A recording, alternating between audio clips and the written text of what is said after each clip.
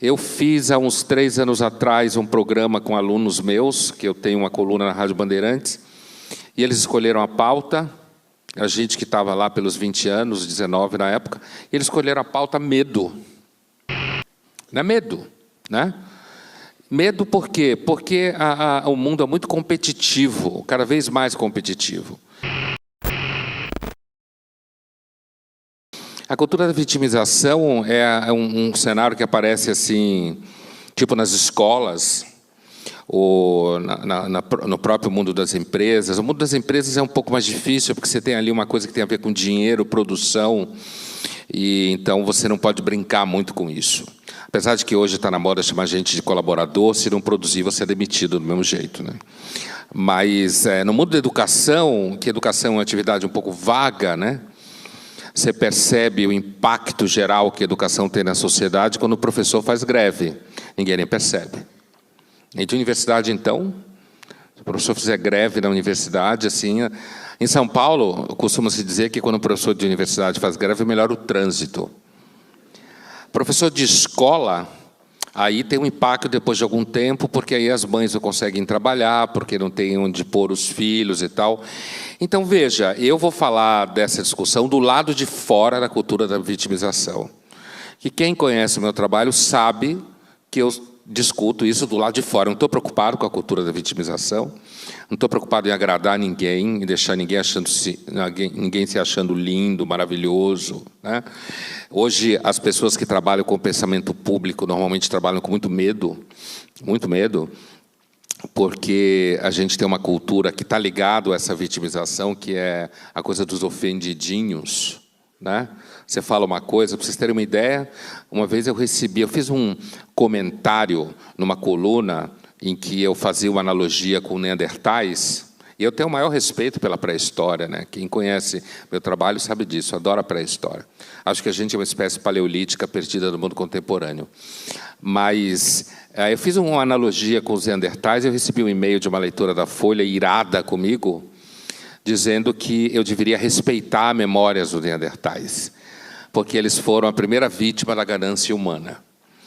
Eu acho que tem um ganho psicológico em você achar que se identificar assim, com supostas vítimas, porque aí você se acha legal, você acha que você é uma pessoa, na realidade, melhor do que você é. Como, por exemplo, você está muito preocupado com o que acontece com as crianças na África, ao mesmo tempo que você aderiu à não natalidade, porque é um fato, principalmente entre os jovens. Porque é muito mais fácil você se preocupar com criança na África do que ter uma na sua casa enchendo o seu saco, certo? Então, a cultura da vitimização, ela tem uma coisa que é, ou a cultura da vulnerabilidade, ela tem uma coisa que é, quem é vítima não é responsável moral por nada. Quem é vítima, considerado vítima, está num lugar que, então, você não pode causar nenhum estresse. Na escola, isso tem crescido muito, né? Eu já disse em vários lugares, eu tenho a impressão que, dentro de algum tempo, alguém no Ministério Público vai inventar de processar um professor por assédio moral porque ele reprovou o aluno, né? Quem trabalha com escola sabe o que eu estou dizendo. Essa pressão, cada vez mais, que tem a ver, inclusive, com a medicalização.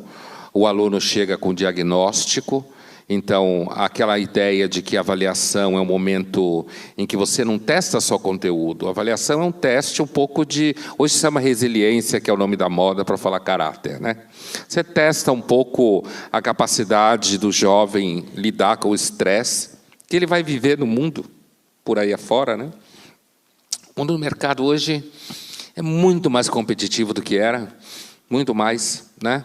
Eu fiz, há uns 3 anos atrás, um programa com alunos meus, que eu tenho uma coluna na Rádio Bandeirantes, e eles escolheram a pauta, a gente que estava lá pelos 20 anos, 19 na época, e eles escolheram a pauta medo.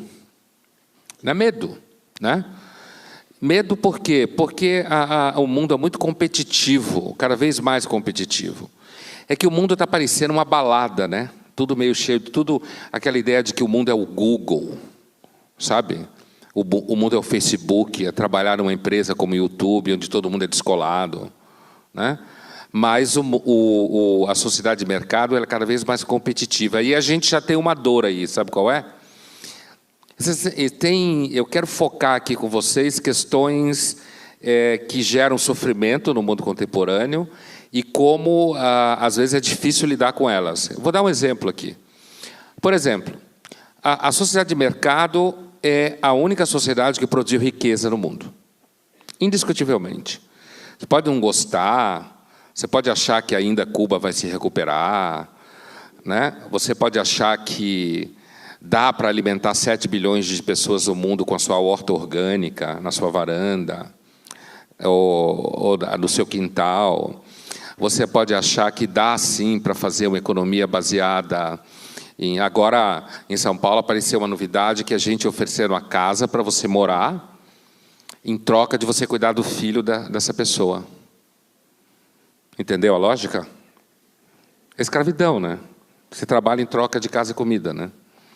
Mas não é, na realidade é apresentado como uma coisa de que se juntos nós somos mais fortes, você está precisando de uma casa em São Paulo, está todo mundo que vem de fora jovem, normalmente jovem que cai nessa, né? Então, assim, está precisando de uma casa para morar, então você vai morar nessa casa, em troca de casa e comida, e você vai cuidar da criança que provavelmente a pessoa considera uma criança super inteligente, super criativa, né? Então, eu acho que a nossa sociedade contemporânea, ela é, talvez, a sociedade que pior lidou com o sofrimento e a doença na história da humanidade, até agora. Claro que não é uma afirmação científica, nem dá para ser. Mas acho que ela tem lidado mal e é fruto justamente do enriquecimento que aconteceu, que eu falava há pouco. A sociedade de mercado produziu enriquecimento instalado, que a gente normalmente não percebe, hein? Mas isso tudo aqui é fruto do enriquecimento instalado. O seu celular, o fato que amanhã você pode ir no dentista e tem uma tecnologia lá, o fato de que você vai ao hospital, o fato de que você pega um avião e vai a São Paulo, ou vai a Paris.